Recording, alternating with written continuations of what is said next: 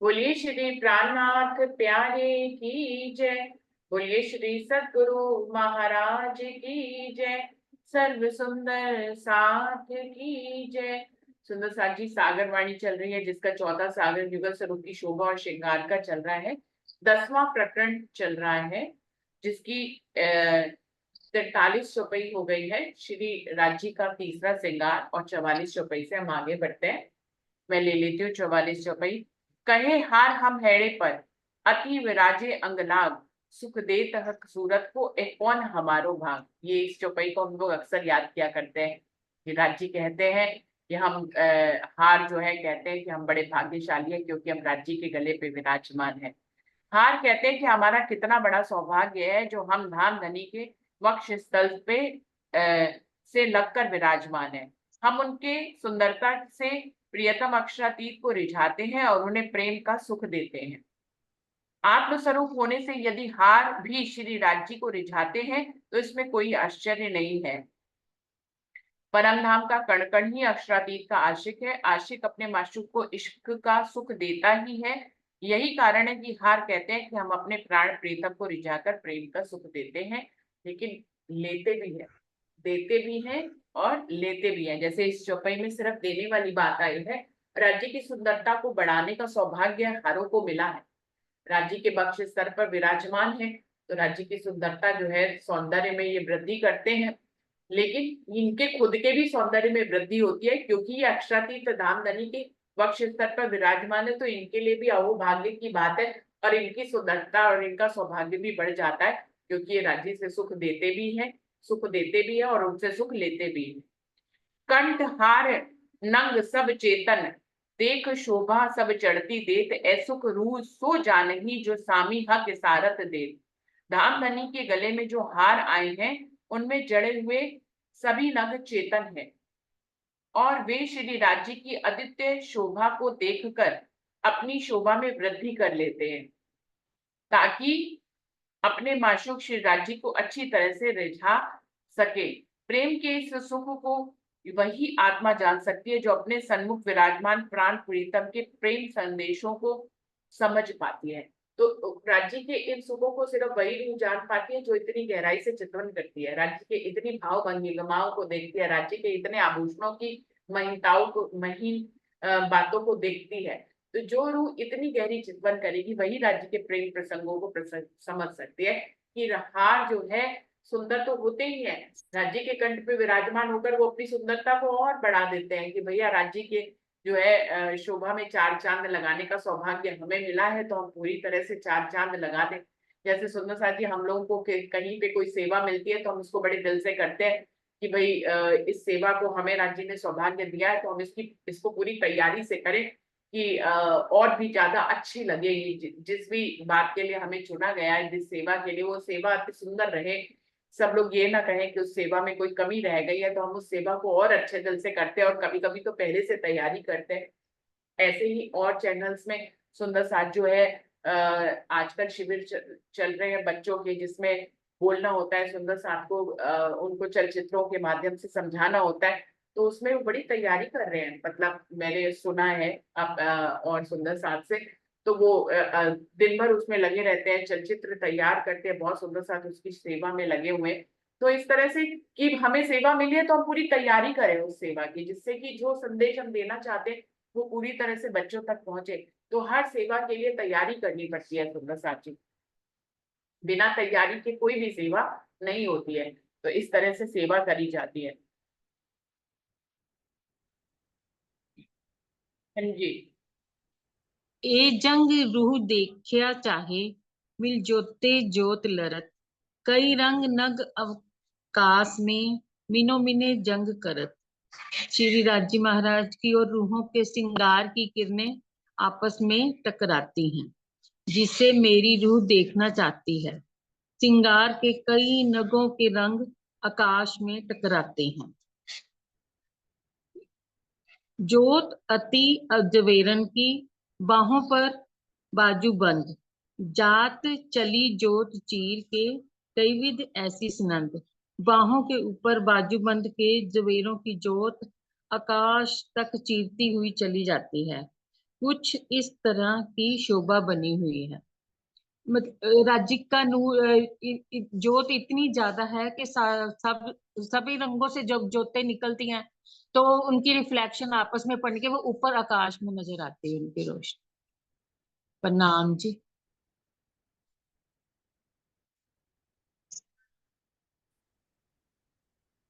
जी। प्रणाम जी। हाथ हाथ काढ़ो कड़ी पहुँचियो, या जानो ए जोत इनथे अनंत। जोत सागर आकाश में कोई सके ना इत अटकर। हस्त कमल के काड़ों पर कड़े और पहुंची शोभा देती है। उनकी ज्योति इतनी प्रबल है कि मानो इनकी ही कांति सबसे श्रेष्ठ है। इनकी ज्योति से आकाश सागर के सदृश ज्योतिमय हो जाती है। इस ज्योतिमय सागर में कोई भी ज्योति लज्जित हो अटकती नहीं है। बाजू बंद पहुंची कड़ी एक मुखन शोभा अपार। नर्म हाथ लीके हथेलिया क्यों आवे शोभा सुमार। बाजू बंद पहुंची और कड़ी के सभी आभूषण अपार शोभा धारण करते हैं। कोमल हाथों की हथेलियों की बारीक रेखाओं की शोभा किसी भी तरह शुमार में नहीं आ पाती। प्रणाम। तो राज्य के बागा में जो उन्होंने बाहों में चुन्नटदार जैसे बागा पहना है, तो उसमें जो बाजू है वो चुन्नटदार है। जो बाहों में बागे का पहना हुआ है, उसके ऊपर बाजू बंद बंधा हुआ है। यहाँ पर ऊपरी हिस्से में नीचे चूड़ और चूड़ी, क्या बोला गया है इसको, हाथों में चूड़ और कड़ा और कड़ी, इस तरह से कहा गया है। राज्य के हाथों में कड़ा और कड़ी। इस वाले तीसरे श्रृंगार में कड़ा और कड़ी आया है, वैसे पहुंची आता था, लेकिन यहाँ पर कड़ा और कड़ी का वर्णन आ रहा है तीसरे श्रृंगार में, जो राजी महाराज ने पहना हुआ है। और हथेली जो राजी महाराज की है बहुत ही सुंदर है, गोरी है, उसमें लालिमा समाई हुई है, पतली पतली महीन महीन लकीरें हैं। अब इतनी चितवन सुंदर साज जी कौन कौन करते हैं कि राज्य की महीन महीन लकीरों को भी देखे सुंदर सा।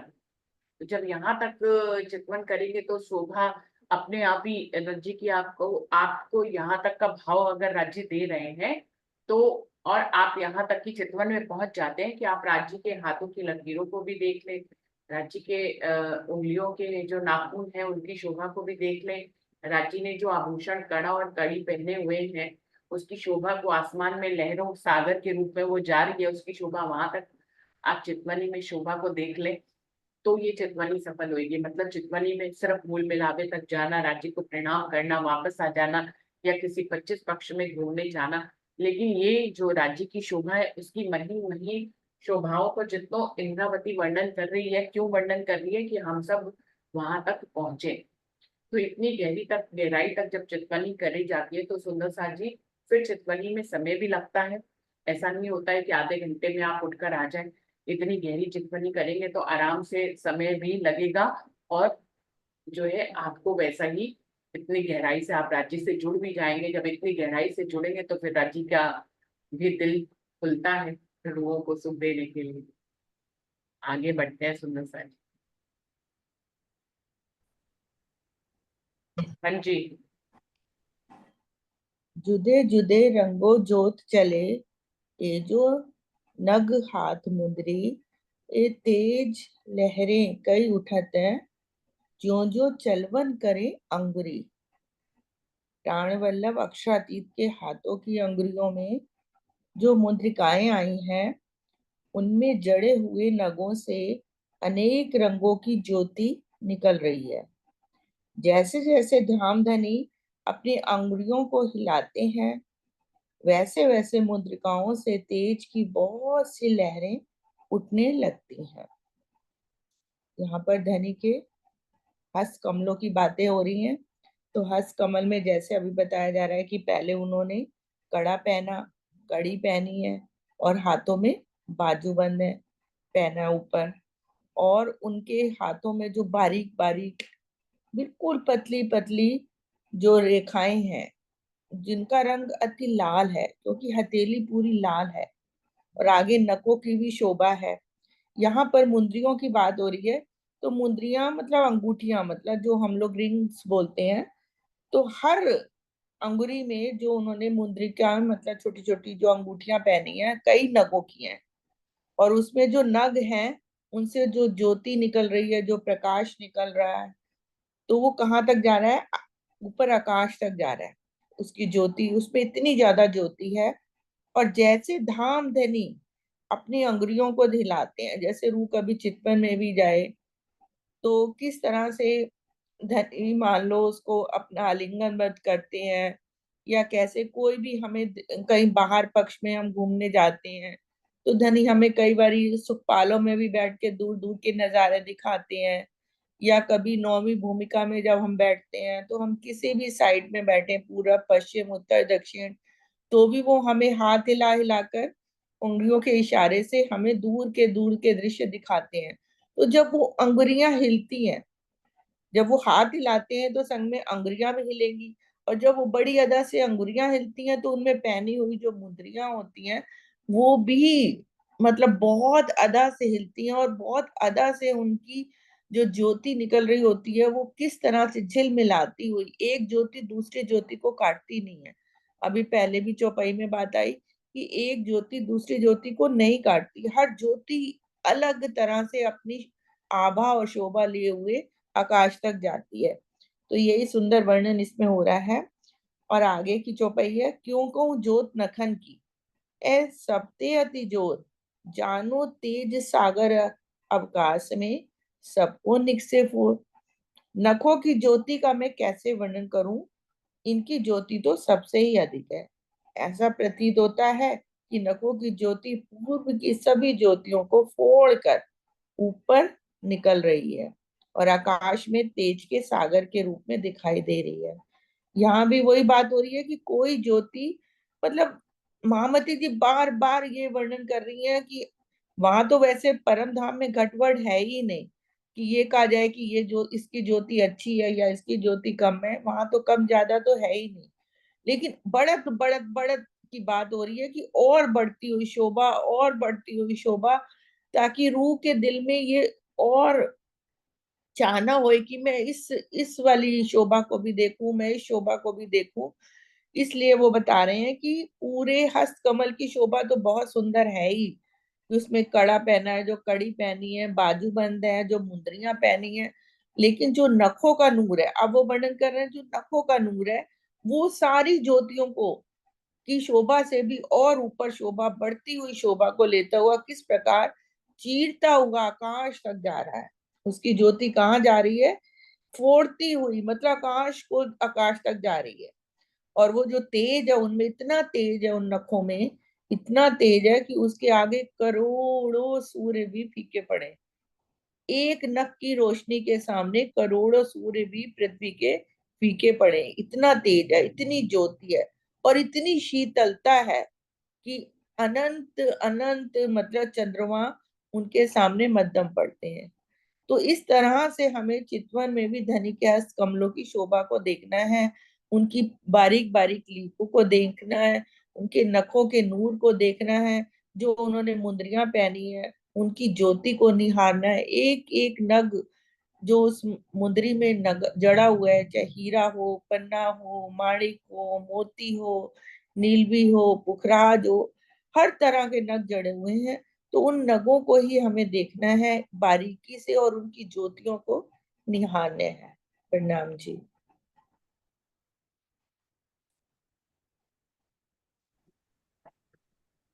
जी। रंग देखूं के सलू की, छवि देखूं के नरम उज्ज्वल, जो होए कछुए इश्क, तो इतना निकसे दिल। मैं यह निर्णय नहीं कर पा रही हूँ कि मैं पहले क्या देखूं, श्री राज्य की अंगुलियों के अति उज्जवल रंग को देखूं या अति कोमल सौंदर्य की शोभा को देखूं? जिसके अंदर थोड़ा भी इश्क प्रेम होगा, वह अंगुलियों की इस अनुपम शोभा से अपना दिल नहीं हटा सकते। कह रही हूँ कि राज्य की इतनी अनुपम शोभा है कि राज्य की अंगुली को देखें, कि राज्य के श्रृंगार को देखें, मतलब कहाँ देखे, ध्यान हटता ही नहीं है, इतनी अनुपम शोभा है। कैसी नरम अंगुलियां पतली, देख सलू की तेज, आसमान रोशनी पहुंचाए के, मानो सूरज में भरी रेजा रेज। ये पतली पतली उंगलियां कितनी कोमल है, हे मेरी आत्मा, तू जरा इनके तेजोमयी सौंदर्य को तो देख। इनसे निकलने वाली नूरी ज्योति आकाश में इतना प्रकाश कर रही है, जैसे धरती के एक एक कण में सूर्य विराजमान हो गया। कह रहे कि इतनी पतली उंगलियां सुंदर राज्य हिलाते हैं, तो इतनी सुंदर उंगलियां दिखती है, और ऊपर से अंगूठियां इतनी पहनी है कलर कलर की, तो उसका भी तेज आसमान में ज्योति कर रहा है, सागरों की तरह ज्योति हो रही है आसमान में। और इस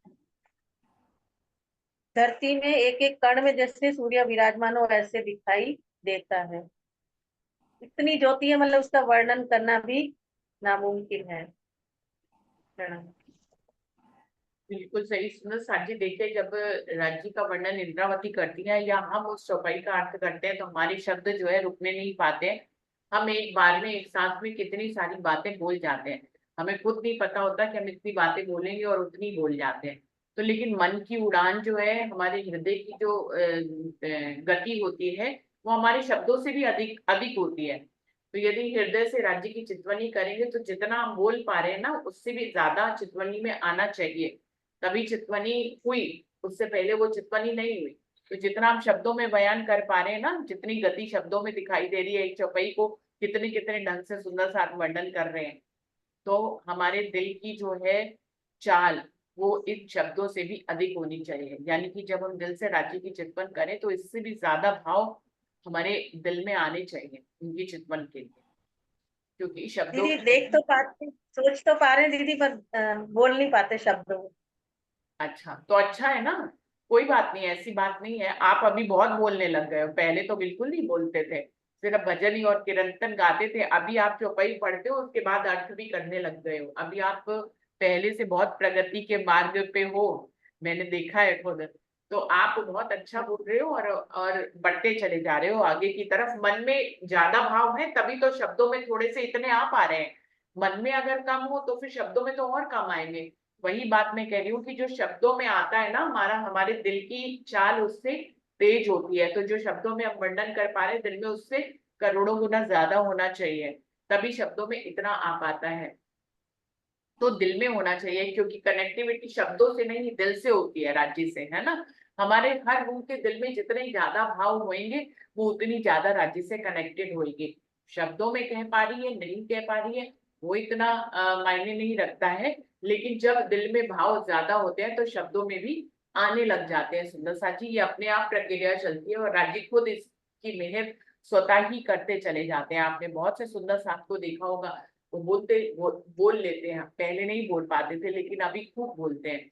तो ये राज्य की मेहर चलती चली जा रही है। और मैंने अपने इस वाले जूम वाले ग्रुप में तो देखा है, बहुत सुंदर साथ में बहुत बहुत प्रगति करी है। पहले नहीं बोलते थे, बबीता दीदी बिल्कुल नहीं बोलती थी, अब तो बबीता दीदी भी बोल लेती है। तो तो सब सुंदर साथ बोलना शुरू कर रहे हैं, अच्छी बात है। आगे बढ़ते हैं सुंदर साथ जी। जी। जो जोत समूह स्वरूप की सो नैनों में ना समाये, जो रूह नैनों में ना समावी सो जुबा कहो क्यों जाए। श्री राज्य के नख से शिख तक के इस संपूर्ण स्वरूप से उठने वाली ज्योति अनंत है। वह पूर्ण रूप से आत्मा की दृष्टि में आ नहीं पाती। जो शोभा आत्मा के नैनों में ही ना आ जाए, उसे इस जिव्या से कैसे व्यक्त किया जा सकता है। इतनी शोभा है कि वो आंखों में नैनों में आ ही नहीं सकती, तो हम अपने शब्दों में तो कैसे उनका बयान कर सकते हैं। इंद्रावती जी ये बता रही हैं। यूं वस्त्र भूखन अंग चेतन, सब लेत आशिक जवाब, कह सबका लेहूं पड़ उत्तर, ए नहीं रू मिने ख्वाब। इस प्रकार श्री राज्य के अंगों में सुशोभित होने वाली सभी वस्त्र और आभूषण चेतन हैं। ये सभी वस्त्र और आभूषण आत्मा आशिक से अपने प्रश्नों का उत्तर लेते हैं। इस प्रकार आत्मा कहती है, मैंने तो उत्तर दे दिया, अब मुझे भी अपने प्रश्नों का उत्तर लेना है। इस प्रकार की वार्ता वाली प्रेममयी लीला परात्म से नहीं, बल्कि स्वप्न के ब्रह्मांड में आई आत्मा के साथ हो रही है।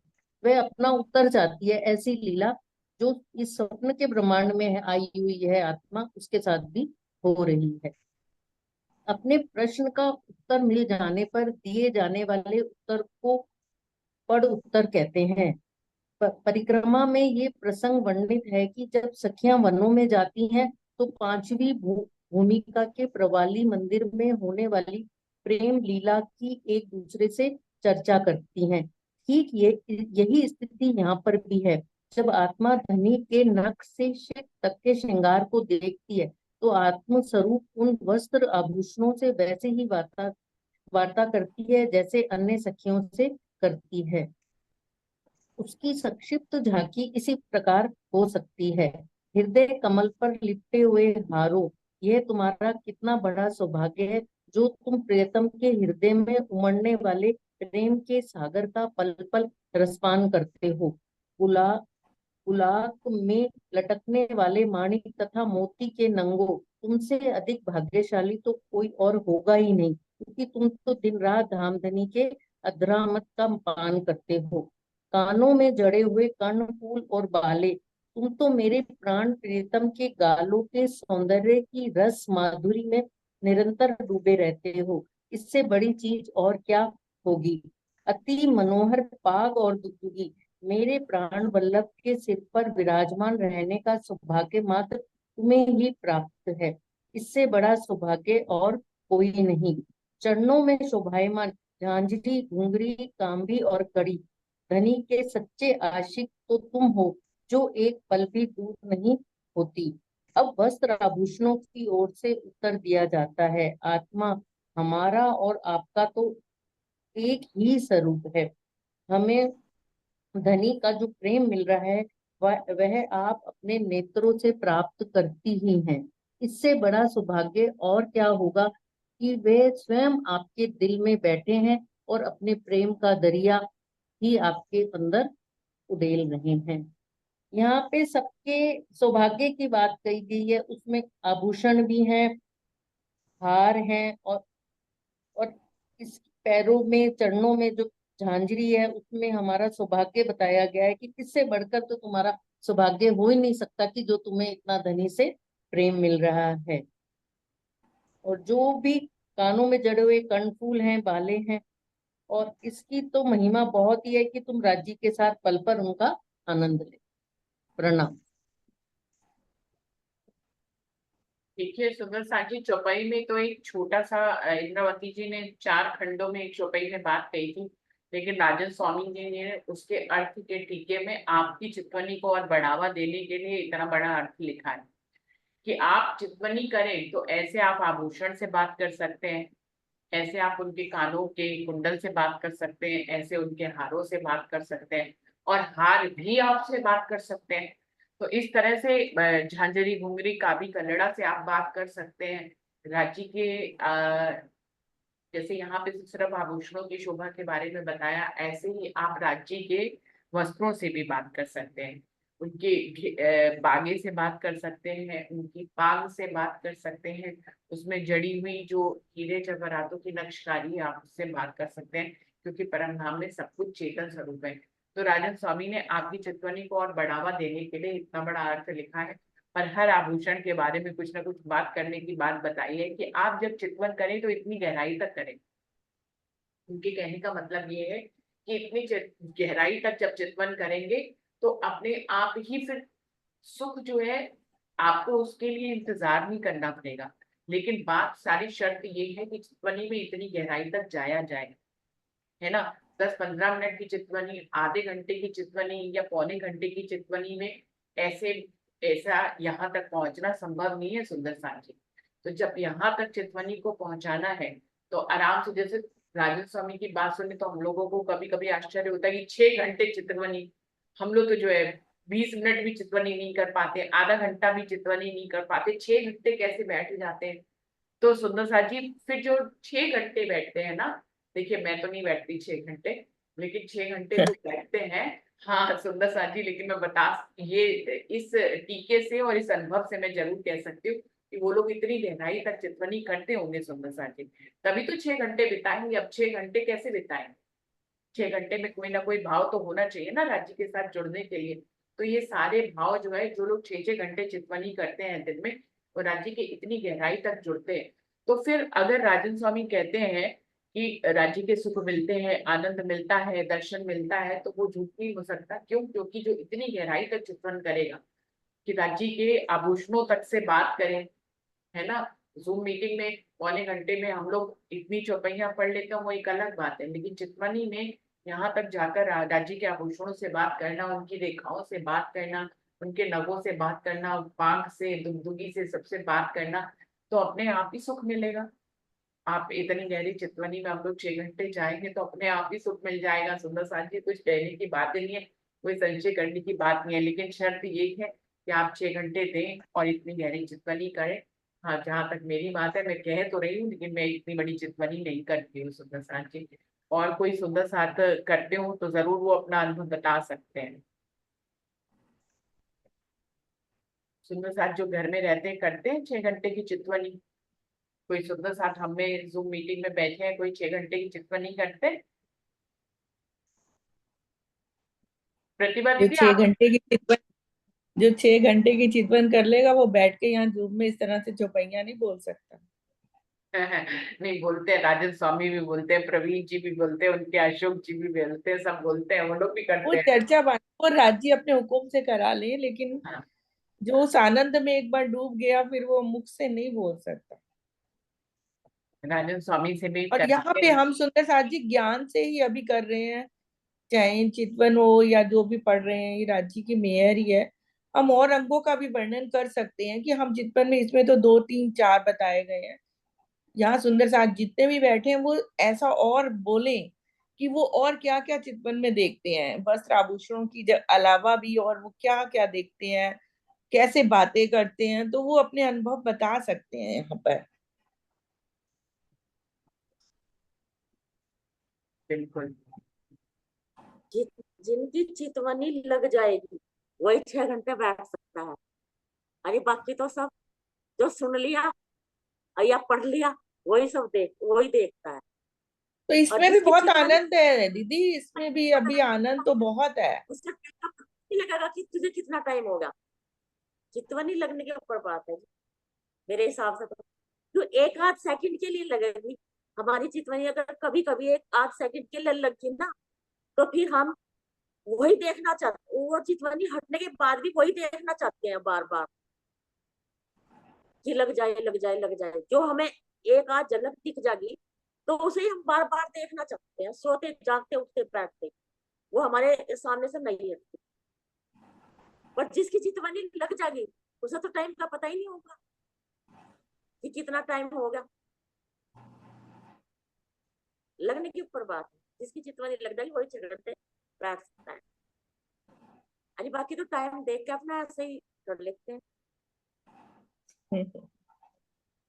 राज्य के स्वरूप को इतना पी लिया जाए कि वो बार बार हमारे अपने आप ही ऑटोमेटिक ही हमें रूटीन में हमें ध्यान आने लगे, फिर हम चितवनी में हम उसमें हमारा मन इधर उधर विचलित नहीं हो। बार बार हम उनके अंगों को, आभूषणों की शोभा को इतना गहराई से समझे पड़े, इस स्वरूप को पी लिया जाए तो ही हमें पिया गा गया है उनको। बार बार रू देखना चाहती है उनके स्वरूप को, तो ये रट लग जाए बस। फेर स्वरूप को निरखी, रूह को लगी लग, फिर हमारा चित इधर उधर नहीं जाए। प्रणाम।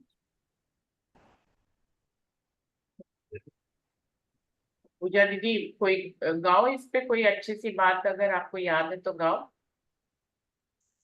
दीदी मुझे भी तो बस यही अच्छा लगता है कि सुनना आपके जैसे सुनते हुए चौपाइयाँ और उसका अर्थ समझना, और उससे ही भाव आ जाते हैं हमको बस, कि राज्य की अदाएं, राज्य की जो भी सुंदरता, सुनने से भाव उसी टाइम आ जाते हैं, बस यही है। नहीं, मैं तो कह रही थी आपको इस पे कुछ बोलने, भजन में या कीर्तन में कुछ याद आ रहा हो तो बोलिए। जैसे अब सुंदर साथ जी, जैसे बागे कोई ले ले हम, बागा पहना है, बागा कैसा है, ऊपर से टाइट फिट है और नीचे घेरदार है। तो अगर ऊपर बागे के ऊपर भी ऊपर हार भी विराजमान है, तो हारों का वर्णन यहाँ पे स्वामी जी ने किया है कि किस तरह से हार उत्तर प्रत्युत्तर देते हैं। कि भाई हार कह रहे हैं, रूहें कह रही हैं चितवन में कि आप तो राज्य के हेड़े पे सजे हुए हर समय। तो हार उनको प्रत्युत्तर में बोलते हैं कि हम तो हेड़े पे सजे हैं, पर आप तो उनके दिल में ही रहते हो। ये हार बोल रहे हैं। इसी तरह से जो जामा पहना है राजी ने, तो वो जो जामा ऊपर से टाइट फिट है, जैसे रूह बोलती है जामे को, उसमें साइड में जो दो बंद भी हैं, तनिया भी है जिससे बंधे हुए हैं, और उसमें बहुत सुंदर चित्रकारी भी है। तो वो चित्रकारी भी तो चेतन ही है ना। और राजी के हेड़े पे बिल्कुल टाइट फिट है। तो वो जैसे रूह चितवन में देखती है तो जामे को बोलती है, तू कितना भाग्यशाली है, तू तो राजी के दिल से बिल्कुल सटा हुआ है। जैसे हार सटे हुए हैं, ऐसे ही राजी का जामा जो ऊपर है बक्षस्थल पर जो शोभा आई है, तो वो रूह उसको बोलती है, तू कितना मतलब भाग्यशाली है कि तू हर टाइम राजी के हेड़े कमल पे दिल से सटा हुआ है। तो आगे से वो सटा हुआ जामा, वो तनिया, वो जो बंद है, वो रिप्लाई करते हैं रूहों को प्रत्युत्तर में कि देखो हम तो राज्य के मतलब जो उनके नूरी स्वरूप है उसके ऊपर विराजमान जामा है, जामा हूं मैं तो। लेकिन आप तो राज्य के हकी जो मार्फत स्वरूप है, उनका दिल है, जिससे पूरा परम धाम ही एक दिल के पूरी हकीकत स्वरूप है। उस दिल के अंदर आप रहते हो। तो कितनी गहरी बात है कि मैं तो राज्य का जो नूरमय स्वरूप है उसके ऊपर विराजमान हूँ। आप तो उस नूर स्वरूप के अंदर जो उनका मार्फत स्वरूप दिल है, जिसपे अनंत लाड है, अनंत लाड के समुंदर बह रहे हैं, अनंत प्रेम के समुंदर बह रहे हैं, अनंत निस्बत के समुंदर बह रहे हैं, ज्ञान के समुंदर बह रहे हैं। तो इस तरह से उस दिल में आप विराजमान हो। तो इस तरह से जामे, और नीचे जो घेरदार दामन है, जब उस पे रूह अटक जाती है चितवन में, तो क्या कहती है, आप इतना सारा घेरदार दामन, इतना बड़ा है। जब राजी का दामन कहते हैं कि जब चलते हैं या कहीं पे भी जाते हैं तो हवा का जब झोंका आता है, तो किस तरह से पूरा दामन उनका घेरदार कैसे, या वो नृत्य करते हैं किसी भी पक्ष में जाके, तो वो जो दामन है उनका किस तरह से लहराता है चारों तरफ, इतना लहराता है। तो रूह उनसे बात करती है दामन से कि वो उसमें आई नक्शकारी, चित्रकारी, कसीदाकारी इतनी सुंदर बारीक है। वो भी झूम झूम के नृत्य करती है। तो वो राजी से चितवन रूह में बोलती है कि ये दामन तू कितना भाग्यशाली है कि जब राज्य नृत्य कर रहे हैं तो संग में तू भी नृत्य कर रहा है। तो वो दामन क्या कहता है आगे से प्रत्युत्तर में, मैं तो राज्य जब नृत्य करते हैं तो नृत्य करता हूँ, पर राज्य तो आपके इशारों पे नृत्य कर रहे हैं। आपके दिल में जो चाहना आती है, राज्य उसी के हिसाब से, आपने कहा एक पैर से नृत्य करो, तो आपके कहने पे राज्य एक पैर से नृत्य कर रहे हैं। और आप चाहो कि राज्य कभी ऊपर हाथ करके कभी नीचे हाथ करके कैसी अदाओं से नृत्य करें, तो आपकी एक इच्छा पे राज्य कैसे नृत्य करते हैं। तो हमसे भाग्यशाली तो आप हुई, मतलब एक दूसरे को भाग्यशाली बना रहे हैं। चाहे वो जामा हो रूहों के, या राज्य के वस्त्र हो, आभूषण हो। तो चितवन में रूह इस तरह से आनंद लेती है। और यहाँ पे भी देखा जाए तो वो दामन के तले ही राज्य ने हमको बैठा रखा है। वो मेहर का सागर है। जैसे वो बोलते हैं ना कि एक मुर्गी अपने बच्चों को कैसे बचा के रखती है कि कोई जानवर उसके बच्चों को खा ना जाए, तो उसी तरह से ये दामन एक मेहर का सागर है, जिसके तले हम सब रूहें राज्य की पनाह में, राज्य की मेहर तले, उनकी छाओं के तले हम सब रूहें यहाँ पर बैठी हैं। तो इस तरह से सुंदर वर्णन यहाँ पर इंद्रावती जी कर रही हैं, आगे भावार्थ में अब यहाँ पर स्वामी जी हमको और कर रहे हैं कि हमको कैसे करना है कि चितवन में इस तरह से वस्त्रों से, आभूषणों से, छोटी मतलब जो बारीक बारीक चीजें हैं, एक एक नग भी बात करता है, वहां पर चेतन है। श्यामा जी की साड़ी का एक एक नग किस तरह से, लाल रंग की साड़ी के अंदर एक एक नग जो जड़ा हुआ है वो किस तरह से बात करता है। ये चितवन शायद अभी हमारी ना चल रही हो, पर सुंदर साथ जी हमें संकेत दिया जा रहा है कि ऐसा होता है। तुम भी ऐसा प्रयास करो, तुम भी ऐसा प्रयास करो तो हो सकता है। जो सुख इंद्रावती ने लिया, वो कह रही है जो सुख मैंने लिया वो सब ले सकते हैं। तो हमें अपने अंदर वो प्यास जगानी है।